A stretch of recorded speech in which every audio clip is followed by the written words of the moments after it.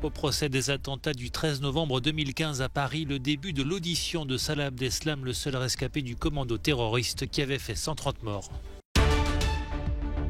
Déplacement à Kiev du patron de la diplomatie espagnole. Suite à la tournée d'Emmanuel Macron en Russie puis en Ukraine, le ballet diplomatique se poursuit.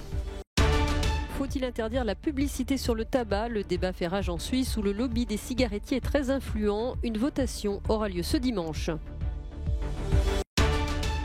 Donner un coup d'accélérateur à la protection des océans, c'est l'objectif du sommet international qui s'est ouvert à Brest en France. L'Allemagne se démarque et prend la tête du classement des médailles à l'issue de cette journée d'épreuve lors des Jeux Olympiques d'hiver de Pékin. À Paris, le procès des attentats du 13 novembre 2015 était marqué ce mercredi par la première audition de Salah Abdeslam, le seul rescapé du commando terroriste qui avait fait 130 morts sur les terrasses de café au Bataclan et aux abords du Stade de France. Je n'ai tué personne, je n'ai blessé personne, a affirmé d'emblée le principal accusé de ce procès qui dure depuis déjà 5 mois. Abdeslam a réaffirmé son soutien à l'État islamique, faisant le parallèle avec les crimes commis par Bachar al-Assad en Syrie. Cette première audition devait se pencher sur le profil de ce djihadiste de Molenbeek dans la banlieue de Bruxelles, un ex-petit délinquant davantage intéressé par les soirées entre amis que par la religion, qui semble s'être tourné sur le tard vers le djihad. Sur son rôle exact lors des attentats, les familles des victimes ne se font guère d'illusions. Dès qu'on aborde en fait le vrai sujet, c'est-à-dire quelle est la mission, pourquoi et comment ont-ils été envoyés, eh bien on voit qu'à ce moment-là, en fait, on se retranche, non pas vraiment derrière son droit au silence, mais en tout cas, on répond de manière très évasive et on n'apporte pas les vraies réponses.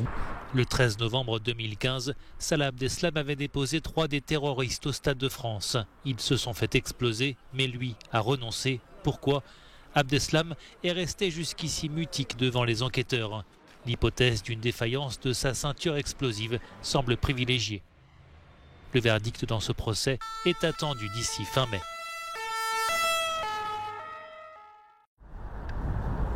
Le ballet diplomatique se poursuit à Kiev. Quelques heures après le départ du président français Emmanuel Macron, c'est au tour du patron de la diplomatie espagnole de rencontrer son homologue ukrainien. Un geste de solidarité et l'occasion de rappeler l'agenda européen face au risque d'invasion russe.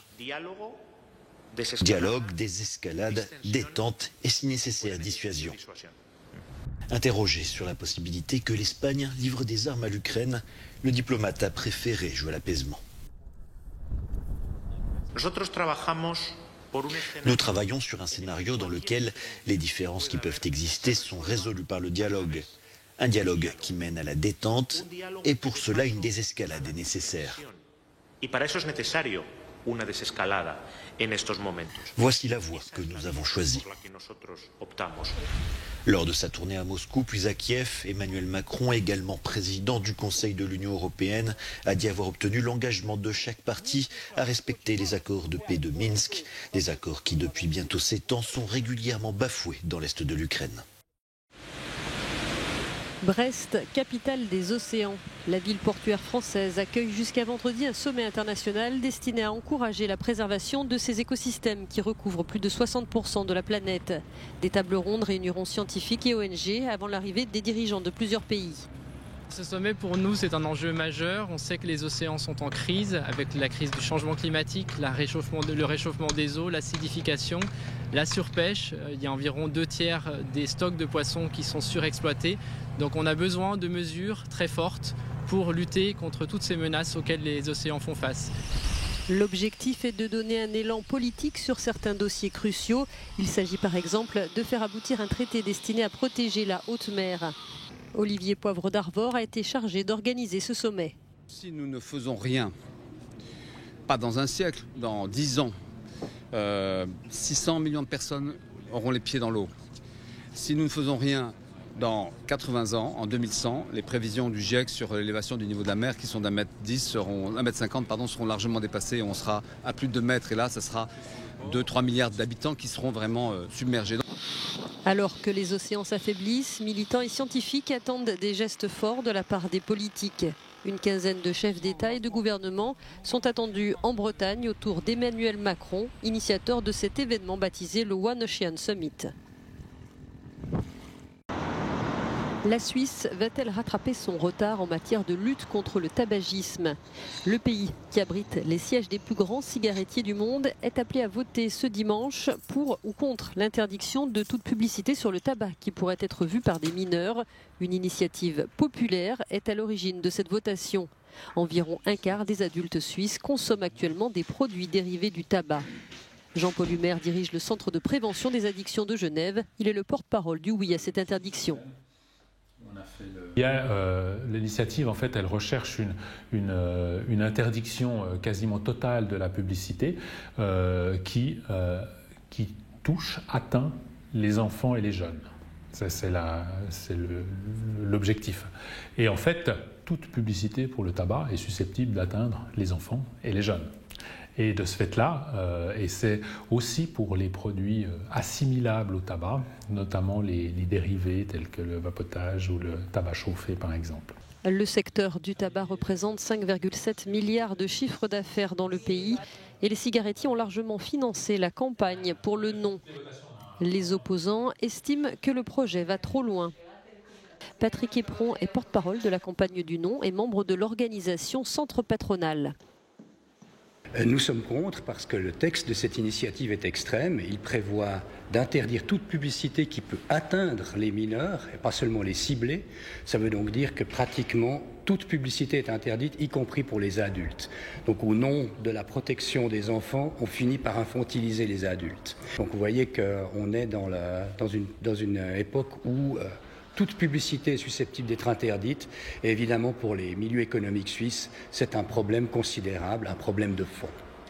Aujourd'hui le tabac, demain le cervelas, ironisent les affiches du non, laissant entendre que bientôt ce pourrait être au tour de la pub sur la viande d'être banni. En Suisse, 9500 décès par an sont directement liés au tabagisme, sans compter les 400 000 personnes souffrant de maladies chroniques. Selon les derniers sondages, le oui devrait l'emporter. Reste à savoir s'il gagnera dans la majorité des cantons, condition sine qua non pour que la votation soit adoptée.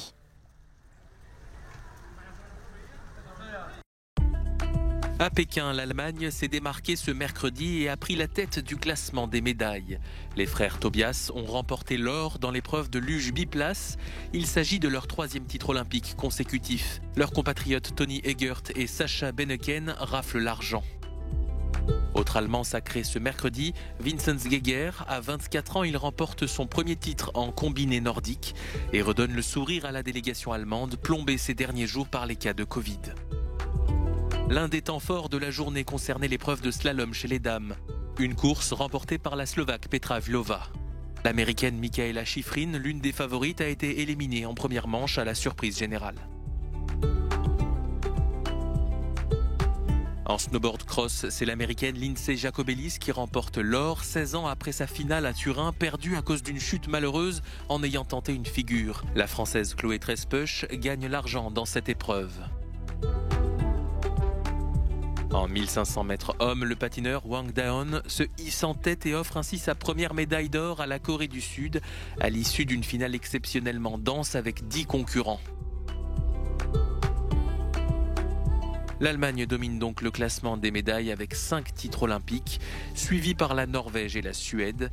La France pointe à la 11e place à l'issue de cette journée, juste devant le Canada. La Suisse, elle, est 14e. L'exposition La Chapelle Sixtine de Michel-Ange vient d'ouvrir ses portes à Madrid. Une manière unique de découvrir la Chapelle Sixtine, non pas au Vatican, à Rome, mais à travers des photographies haute résolution qui en rendent tous les détails. Les peintures du plafond ont été reproduites avec une technique d'impression spéciale qui permet d'approcher l'aspect et le toucher des peintures originales. Vous trouverez ici 34 reproductions photographiques de fresques de la chapelle Sixtine. La différence est que dans la vraie chapelle, il y a une grande file d'attente pour entrer. Vous avez 15 minutes pour tout voir, beaucoup de gens autour de vous. Et la chose la plus importante est qu'il y a 20 mètres de haut entre vous et les chefs-d'œuvre. Ici, les fresques sont à l'échelle et avec la même qualité, mais vous les avez à moins d'1 mètre de vous. Les 34 fresques composées par Michel-Ange sont donc à portée d'œil. à découvrir à Madrid depuis début février.